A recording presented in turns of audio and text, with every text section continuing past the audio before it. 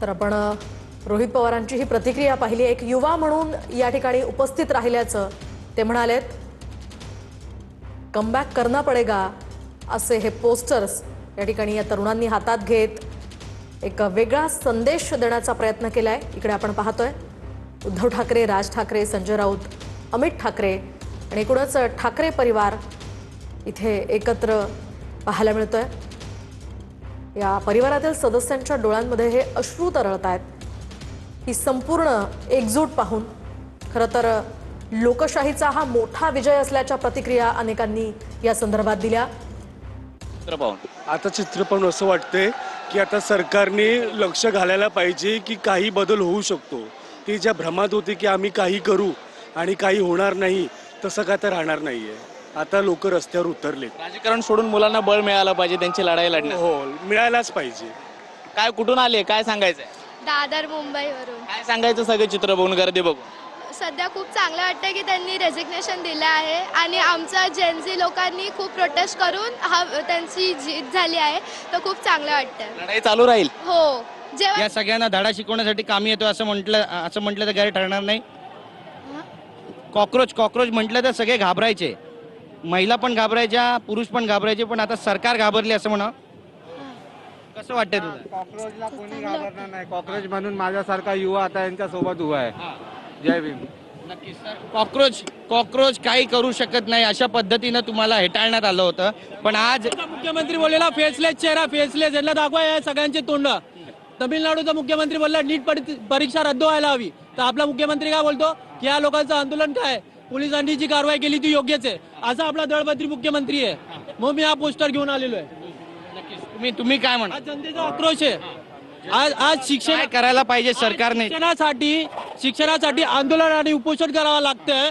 तर हे म्हणजे बाळासाहेब ठाकरे गटाचे नेते भास्कर जाधव सर आहेत, आपण त्याच्यावरून जाणून घ्या। काय सांगाल, आज आनंदोत्सव सभा घेण्यात आली, काय पहिली प्रतिक्रिया तुमची? असं आहे की गेले 12 वर्ष या देशामध्ये ज्या पक्षाचं सरकार आहे त्या पक्षाच्या नेत्यांना खूप मोठा अहंकार झाला होता, खूप मोठ्या प्रकारचा गर्व झाला होता आणि आमची फक्त मन की बात लोकांनी ऐकायची, लोकांची दुःख आम्हाला कोणी सांगायची नाही आणि आम्हाला ऐकायचं नाही आणि आम्ही सांगू तेच लोकांनी करावं, अशा प्रकारचा एक गर्व आणि अशा प्रकारची खूप अशी घमेंडखोरीची भाषा ही सत्ताधारी पक्षाकडे होती।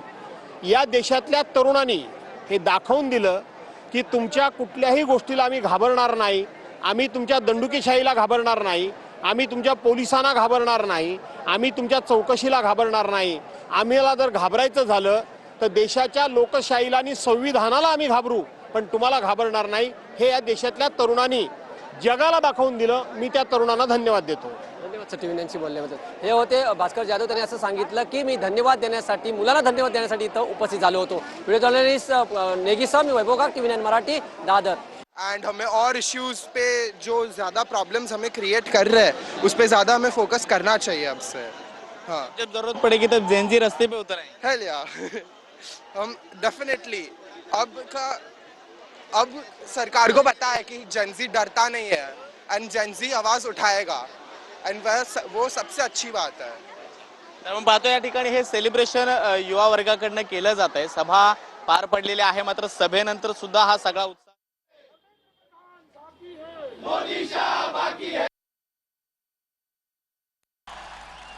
कारण अर्थमंत्री आपल्या निर्मलाबाई घसरत्या रुपयाबद्दल बोलत नाहीत, महागाईबद्दल बोलत नाहीत, पण पेपर फुटीचे फायदे समजून सांगतायत।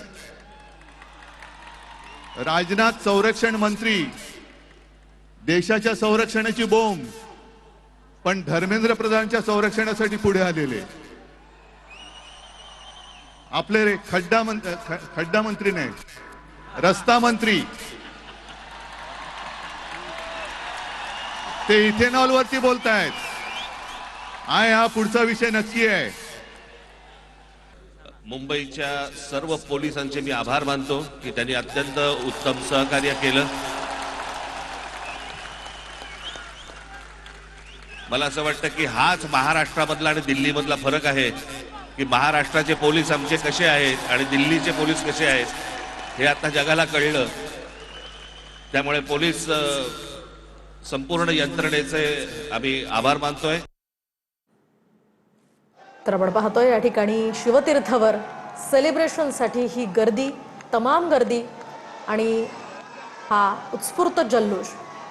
पण या देशामध्ये तुम्ही राहता याचा तुम्हाला गर्व वाटतो की कधी कधी असं वाटतं की आपण कुठल्या देशात राहतोय?